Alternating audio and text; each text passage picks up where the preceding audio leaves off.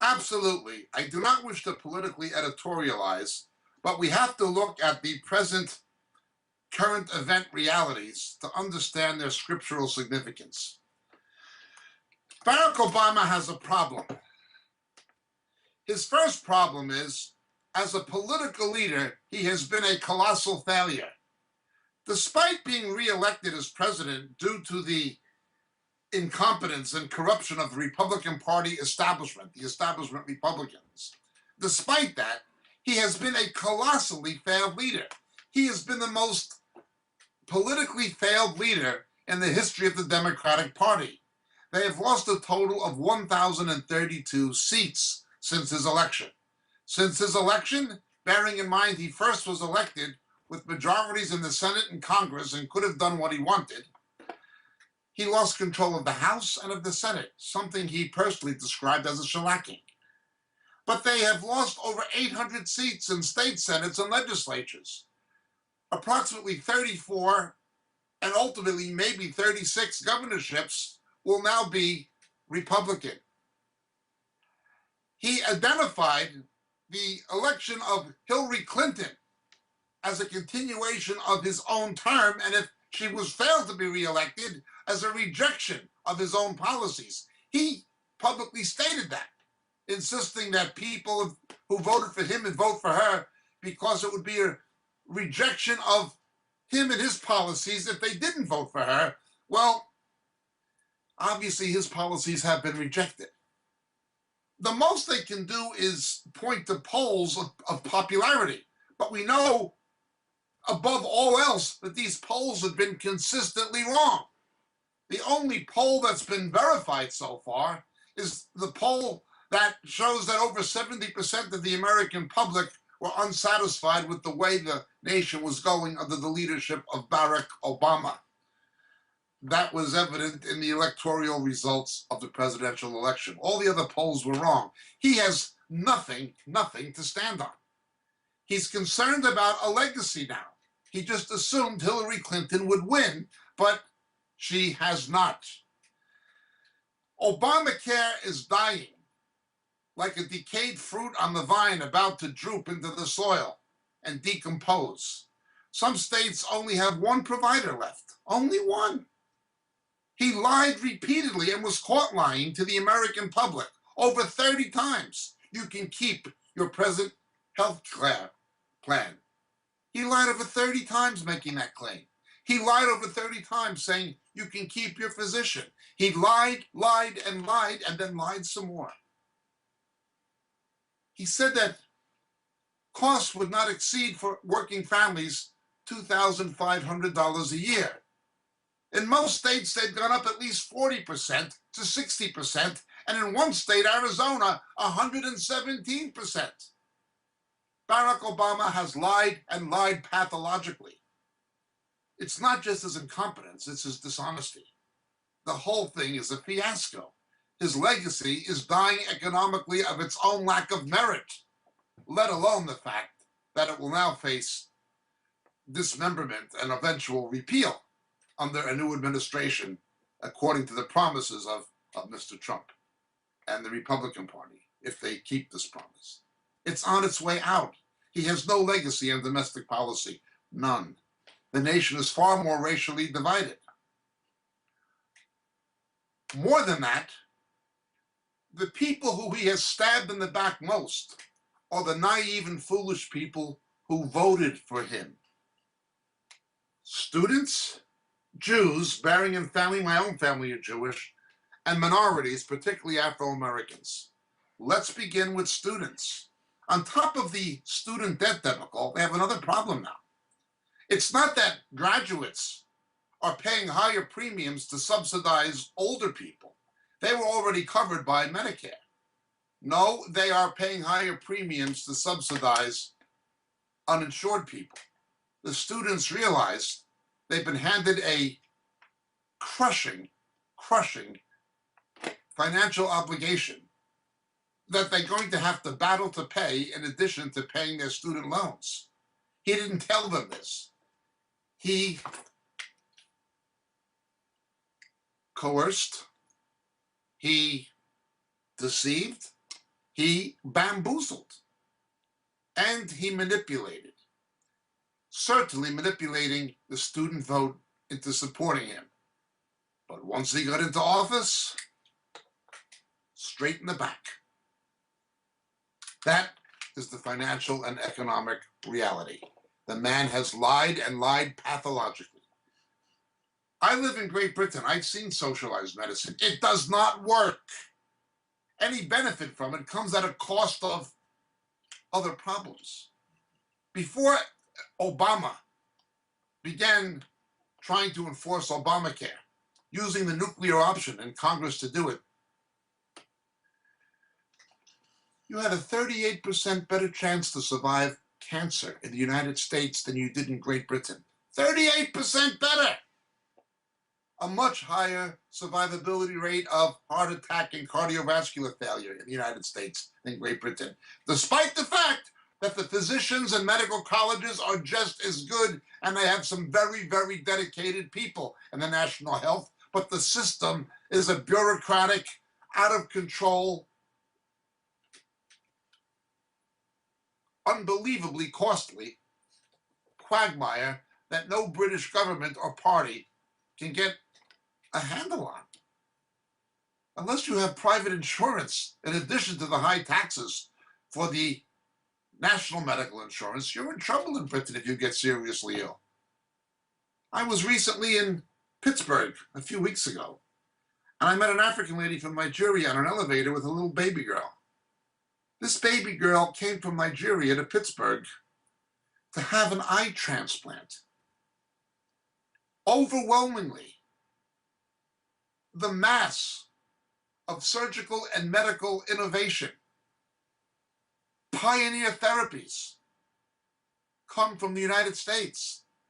The development of new drugs comes from the United States. Now we can make the argument Americans pay too much for prescriptions and we're unfairly subsidizing medications that other nations profit from.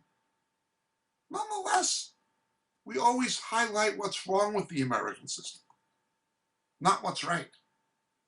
Now, the costs are ridiculous. The costs in America are ridiculous. Something had to be done. But all Barack Obama did was take a bad system and make it worse. 117% increase in premiums in Arizona after he lied and said no working family would pay more than $2,500? A system where we're going to work with your employers to lower your premiums by up to $2,500 per family per year. We will start by reducing premiums by as much as $2,500 per family. Here's what change is saying to people who already have health insurance and the employers who are providing it will work to lower your premiums by up to $2,500 per family per year. I also have a health care plan that would save the average family $2,500 on their premiums. And if you already have health care, then we're going to reduce costs an average of $2,500 per family on premiums.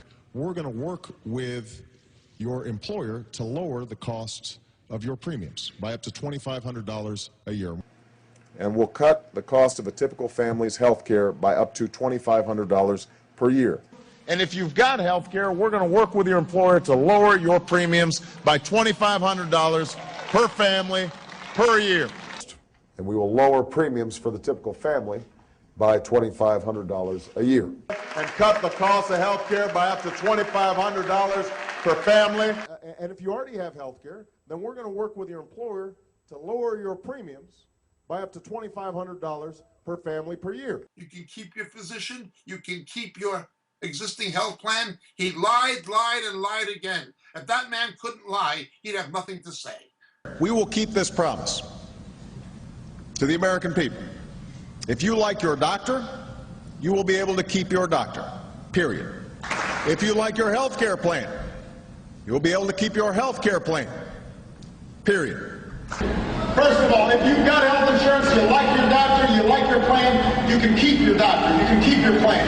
Nobody is talking about taking that away from you. No matter what you've heard, if you like your doctor or health care plan, you can keep it.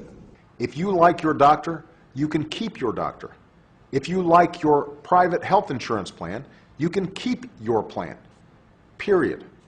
If you are among the hundreds of millions of Americans who already have health insurance through your job, or Medicare, or Medicaid, or the VA, nothing in this plan will require you or your employer to change the coverage of the doctor you have.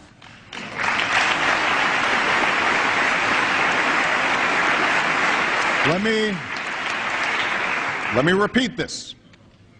Nothing in our plan requires you to change what you have. Our approach would preserve the right of Americans who have insurance to keep their doctor in their plan.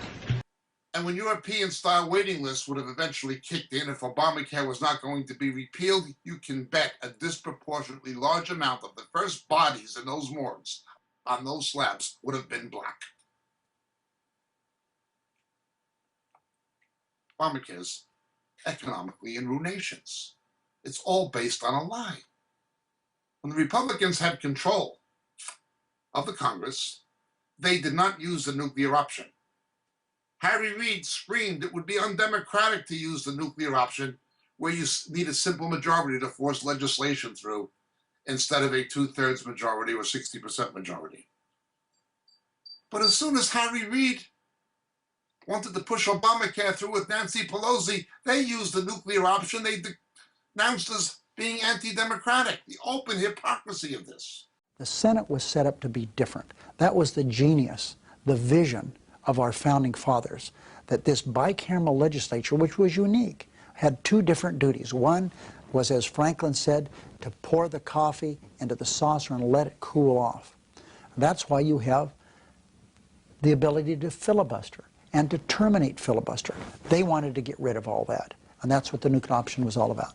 And is there any likelihood that we're going to face circumstances like that again? As long as I am the leader, the answer is no. I think we should just forget that. That is a black chapter in the history of the Senate. I hope we never, ever get to that again, because I really do believe it will ruin our country. A piece of legislation that would effectively nationalize about 18% of the economy, somewhere between 1,100 and 1,300 pages, placed on the desks of members of Congress.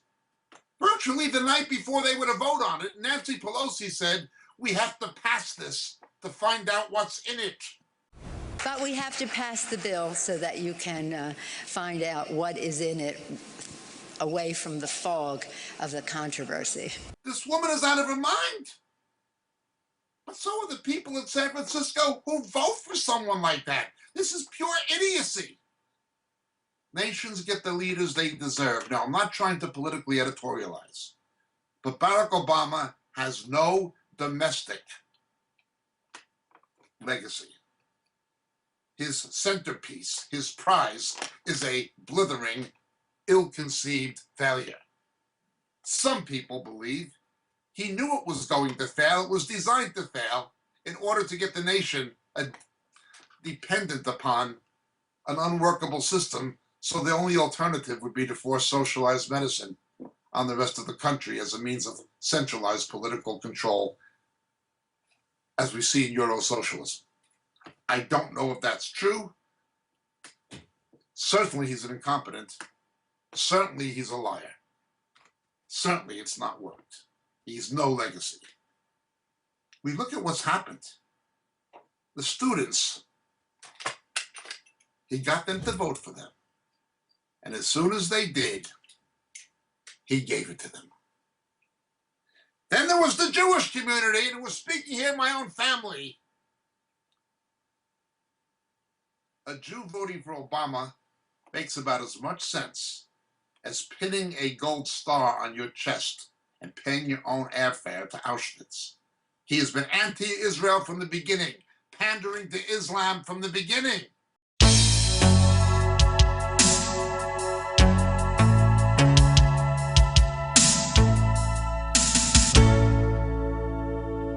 At least Alan Dershowitz, Professor Emeritus of Law, Harvard Law School, admitted Obama was a deceiver who misled him. But it's too late, Alan Dershowitz. Now, at least you have had the integrity to admit he deceived you and misled you. He will go down in history, President Obama, as one of the worst foreign policy presidents ever. He called me into the Oval Office before the election, and he said to me, Alan, I want your support, and I have to tell you, I will always have Israel's back. I didn't realize what he meant is that he would have his back to stab them in the back. And what he did was so nasty, he pulled a bait and switch. He said to the American public, oh, this is all about the settlements deep in the West Bank. And yet he allowed his representative to the UN to abstain, which is really for, a resolution that says the Jews can't pray at the Western Wall. Jews can't live in the Jewish quarter where they've lived for thousands of years. And he's going to say, whoops, I didn't mean that. Well, read the resolution. You're a lawyer. You went to Harvard Law School. It's the end of Hanukkah now, the Feast of the Maccabees. The Maccabees began their revolt against the Seleucids, not by waging war against the Seleucids, but by waging war against the traitors within their own ranks, the Jewish collaborators. Well, Israel and American Jewry has been betrayed by Charles Schumer, especially by Debbie Wasserman Schultz, by David Axelrod. These are the Menelauses, the Benedict Arnolds of American Jewry, who've equipped this man to betray Israel. They should have known from the beginning what he was doing. At least Alan Dershowitz had the integrity to admit he was a naive, gullible individual who behaved very foolishly in believing Obama. Then we have the Afro-American community. Urban violence in the Black community has gone through the roof, not only in Chicago, but most conspicuously there. Chicago, the Democratic Party machine that is home base to Barack Obama. To Rahm Emanuel, his former chief of staff, as the mayor.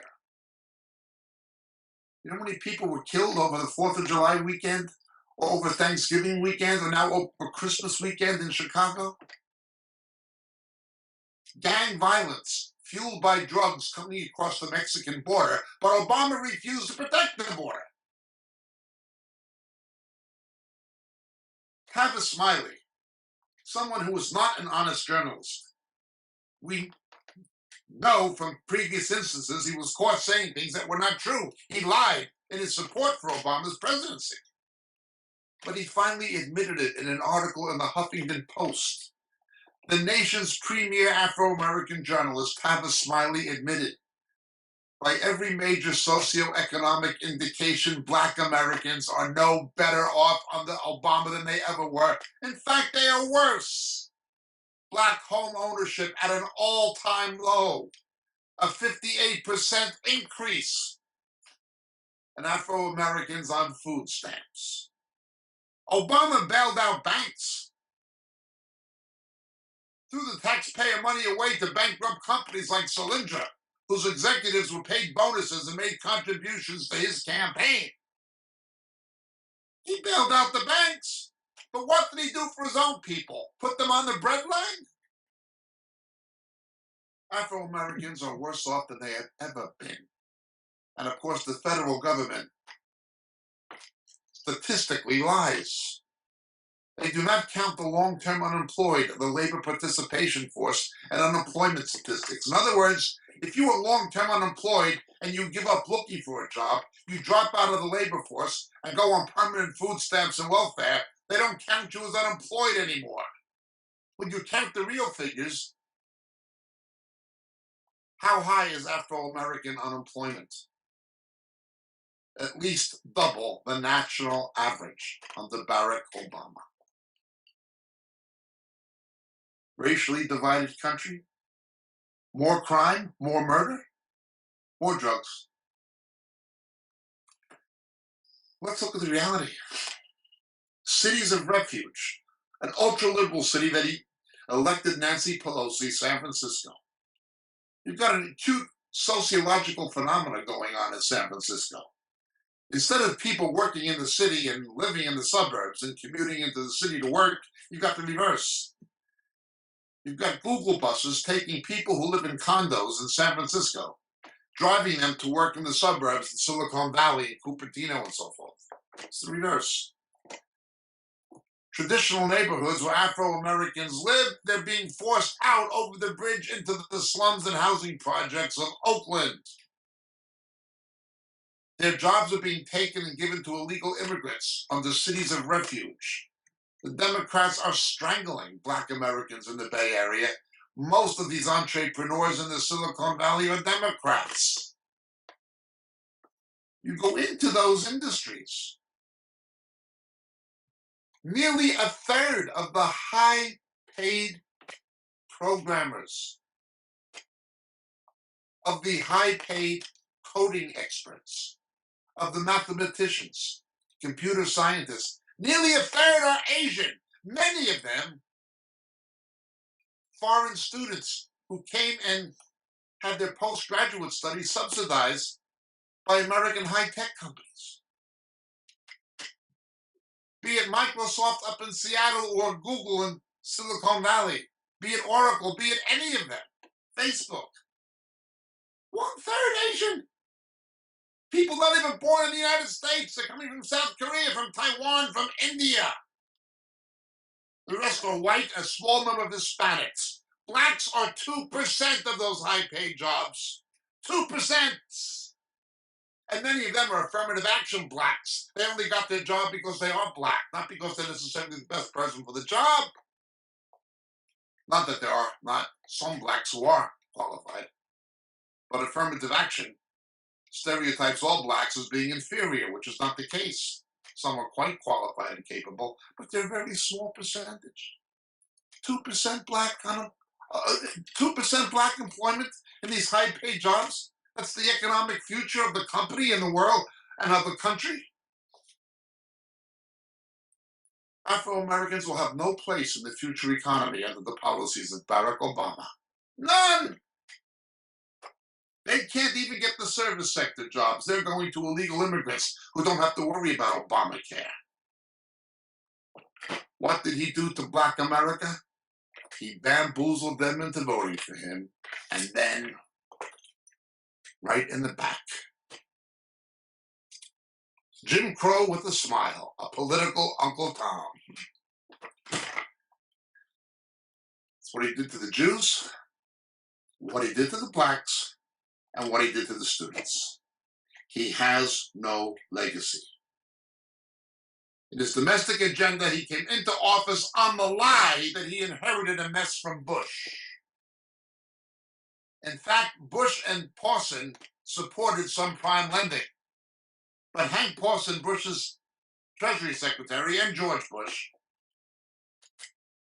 saw the warning light go off on the dashboard and began trying to put the brakes on subprime lending that was being pushed by Barney Frank in the House of Representatives, whose homosexual boyfriend was on the board of Fannie or Freddie, while Chris Dodd in the Senate found an ally. It was Barack Obama who blocked in the Senate efforts to put the brakes on subprime before the crash came. Obama did not inherit this mess, he caused it. Rahm Emanuel, his chief of staff, made $16 million brokering subprime lending deals.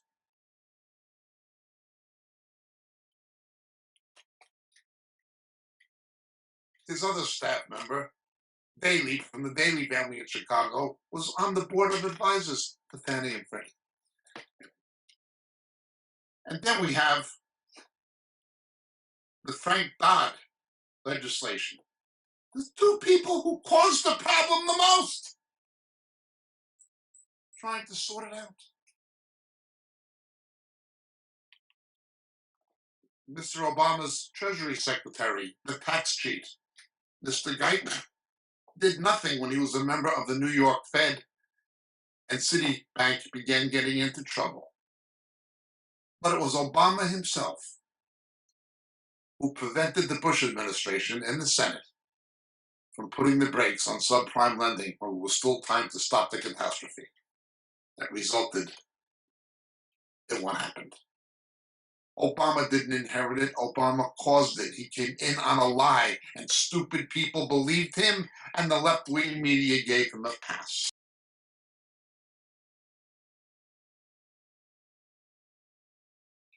The one thing we can say about Barack Obama is he was true to his religion. His religion was the religion of Jeremiah Wright. Obama and his wife gave $500 a week to a church that invited in Louis Farrakhan, a black racist who said he flies in flying saucers. Can you imagine if a Republican or a conservative was in a church that allowed in David Duke? CNN and MSNBC and New York Times and the Washington Compost gave him a pass. Jeremiah preached goddamn America. He preached that. Well, everything Barack Obama has done has been to damn America. He has no domestic legacy. None. And he's particularly hurt the people who supported him the most. Students, Jews, and blacks.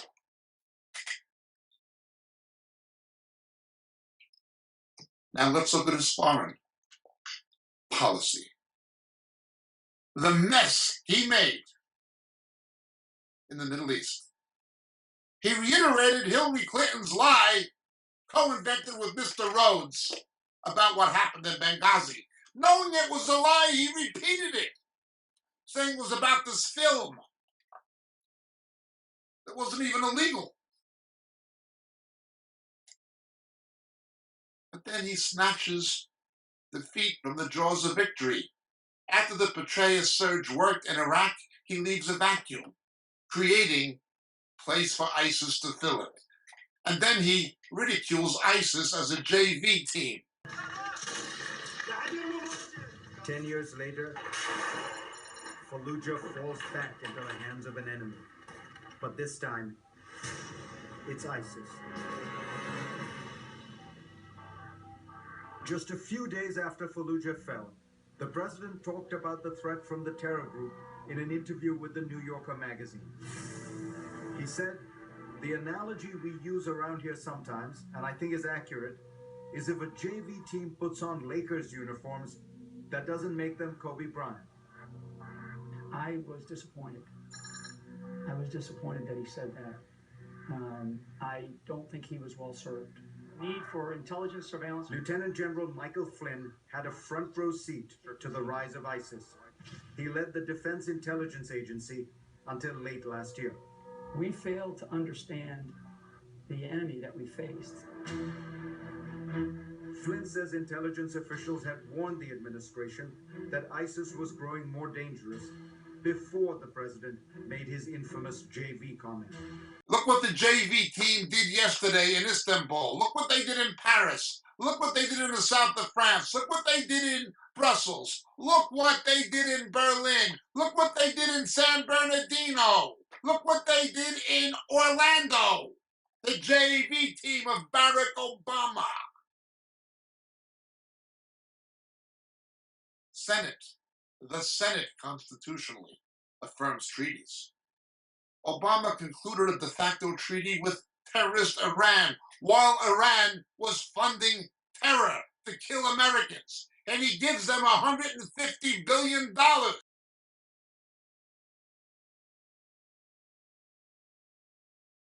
In frozen assets.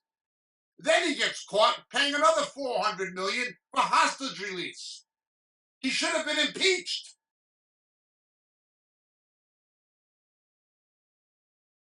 He should not only have been impeached, he should have been indicted for treason, in the opinion of some people.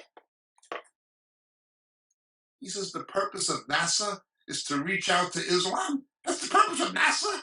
It's exciting for me to be here. Well, it's fantastic having you on Talk to Al Jazeera. I know it's very rude to ask this of a guest, but my first question to you is, why are you here in the region? Oh, I appreciate you asking the question. I'm here in the region. It's sort of the first anniversary of President Barack Obama's visit to Cairo and his speech there when he gave what has now become known as Obama's Cairo Initiative, where he announced that he really wanted this to be a new beginning of the relationship between the United States and the Muslim world.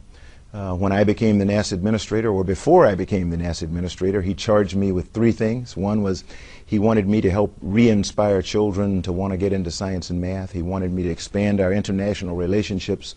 And third, and perhaps foremost, he wanted me to find a way to reach out to the Muslim world and engage much more with dominantly Muslim nations to help them feel good about their historic contribution to science and engineering, science, math, and engineering. He has no legacy in foreign policy and no legacy in domestic policy, but he's still trying to keep one. When Hillary didn't win, he realized the myth that he perpetuated had come to an end.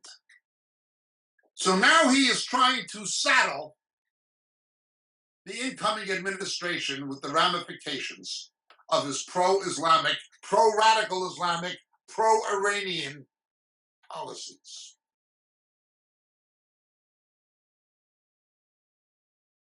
With the UN resolution, that will be difficult to have withdrawn or removed unless America withholds funding. I pray to God Mr. Trump does that. That'd be the only way to reverse it. This betrayal of Israel, as we have highlighted many times, in 1968,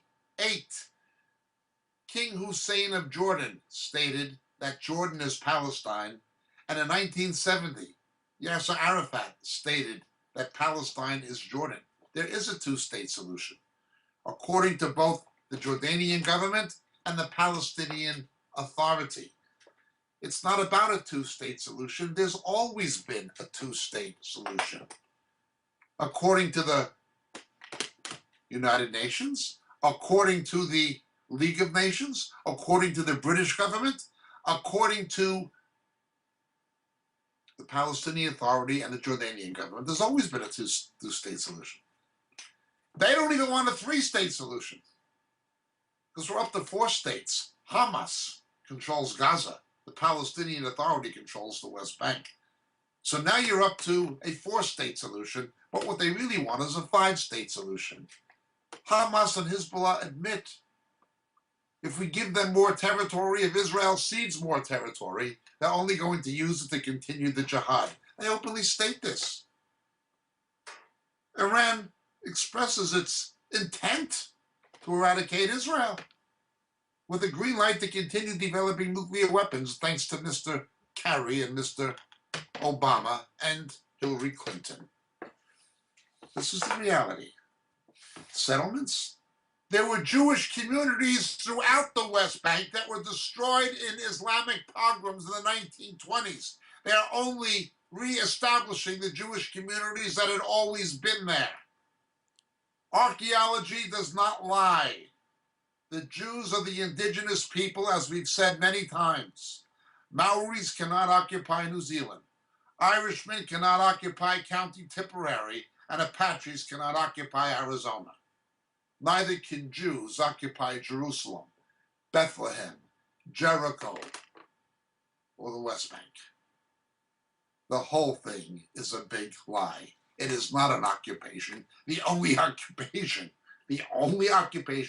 has been Islam occupying Judeo-Christian lands. Thank you so much. What we see, what Islam did to the Christian lands in Lebanon, occupied them. Now they're occupying the Jewish land. What they do to the Coptic Christians in Egypt, the Christians in Iraq, facing genocidal slaughter, their children being beheaded. Yet Israel is targeted as the culprit in the Middle East. In Syria alone, 400,000 have been killed. 400,000 Arabs, most of them Muslims, have been killed in Syria alone. But the UN is concerned about Israel. Barack Obama is concerned about Israel. John Kerry is concerned about Israel. Theresa May is concerned about Israel. Well, Jesus Christ is also concerned about Israel, only he sees things differently. But the judgment of God will come on other countries. right afterwards. That Russian plane went down, 92 people on it, and God's judgment will come on Britain because of Theresa May. This pandering to radical Islam at the expense of Israel, the only nation in the Middle East that protects the religious freedom and human rights of Christians, of women, and of others, even homosexuals. Yet they are singled out. Well, the UN did nothing about Rwanda, nothing about Sudan, says nothing about Saudi Arabia or Iran and the human rights abuses. Obama's a hypocrite, a liar, a failure, and a loser. He's not been a president. He's been a politician. He's not been a commander-in-chief. He's been a campaigner-in-chief. And he's not been a leader. He's been a liar. He was completely unqualified for his job. An affirmative action community organizer. That's what he is. That's all he is. Completely unqualified for what he was doing. He has no capacity to do anything except lie. Did not know what he was doing. Not with the economy, not on domestic policy, certainly not on foreign and defense policy. He doesn't know. I do not even know if Miss Jared, his right-hand woman, is the Iranian al-Jihadist. Is she an Iranian agent? I don't know. But the scandal and corruption of Eric Holder, of Lynch, of the politicization of the Justice Department, he is the Democrat Nixon. Only Nixon was forced to resign of the threat of impeachment. He's been as corrupt as the day is long. Everything that comes out of his mouth has been a lie. And he's trying to safeguard his legacy. But he has no legacy to safeguard. It won't work. The only question is how much damage will he do in his remaining days, and how much of a harness can he put the new administration into? Again, fortunately, he has been a political failure. The Democratic Party has had unprecedented losses under his leadership and under the leadership of Nancy Pelosi, and they're the same people who are going to be in charge now. So they're not going to go anyplace except into further deterioration. But they'll make a lot of noise and do as much damage as they can. He's a wicked man. A wicked man. He's not just an incompetent. He's a wicked man. And the judgment of God would have come on America because of Genesis 12, 1-3, had it not been for the election of a pro-Israel president. My prayer again is that the new president, Mr. Trump, I was in the Trump Tower the other day with my wife in New York.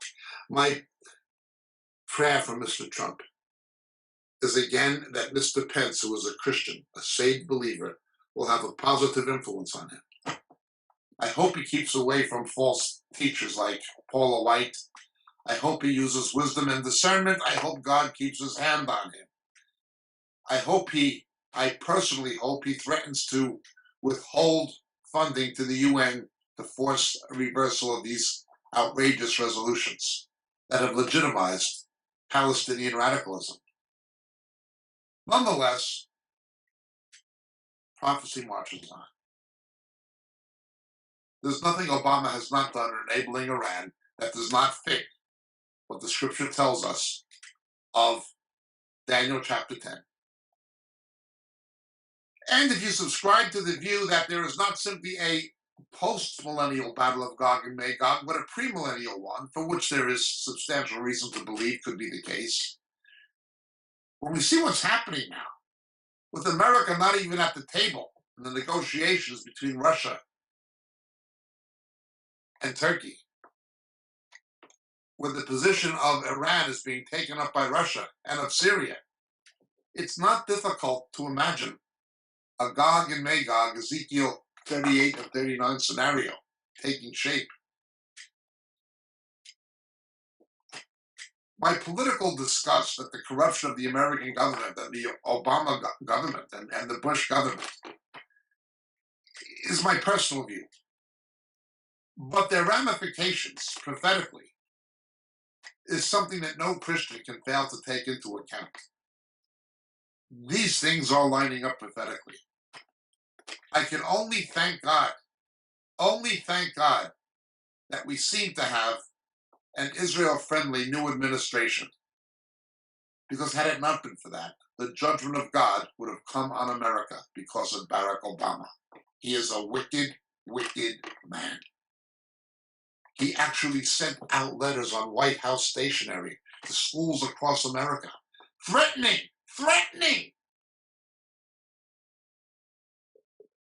letters, implying withholding of federal funding if they did not support shared lavatory and locker facilities for boys and girls with homosexuals and lesbians.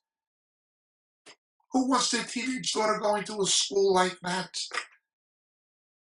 He lights up the White House in the rainbow colors of the homosexual flag to celebrate the Supreme Court decision, which was unconstitutional,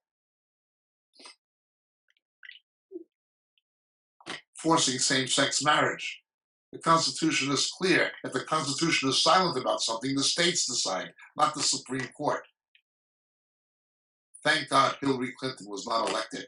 Hopefully, Mr. Trump will keep his promise and appoint constitutionalist conservatives to the Supreme Court. This is just God's mercy.